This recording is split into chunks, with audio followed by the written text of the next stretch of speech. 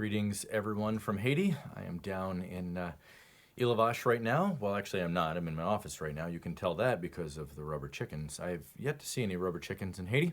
But yeah, I'm recording this in my office and down in Ilavash with our team right now, preaching actually probably at the same time at Church of Grace this Sunday. So it's very cool to be able to be here with you this week. If this works, I'll plan to do all my sermons from the parking lot as I tailgate the Bills home game. So stay tuned for that. That'll be great.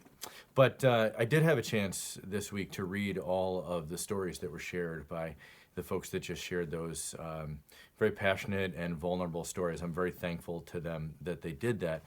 What was amazing to me, and I hope that you heard it, I hope you could see it as they read it, and I hope you could hear it in their stories from the highs and lows and the trials and tribulations.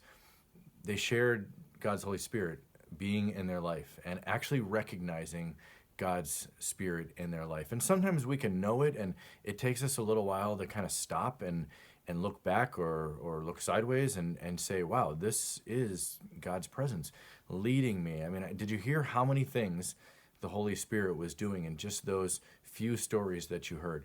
Leading and guiding and consoling and grieving with and rebuilding and inspiring. I hope that you heard in their stories maybe just a part of your story or something similar to your story and are reminded by them that God's just as much and as present in your story as well today. That's what Pentecost means.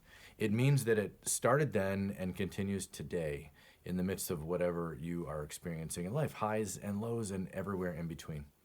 So I am down in Ilavash right now, and one of the great things that I love about heading down there, we spend a lot of time planning and getting things together, and if you could see all the supplies and stuff in my office now, it's, well, actually, you can see, watch this. I'll show them to you. See, there they all are. There's the tour of my really messy office. But if you could know that we plan to do certain things when we go, but what's always amazing is that God shows us something else. I've gone and prepared to lead worship and ended up doing 13 baptisms. I've gone to do a baptism and ended up doing confirmations. We've gone and children have been born and people have died and all those things. And what we find is that when we're down there and we're in a place where we kind of get away from the routine of our life, we realize that God's Holy Spirit is a lot easier to see. I don't know what'll happen this time. I know when I go down there, we always pray that God will reveal that to us.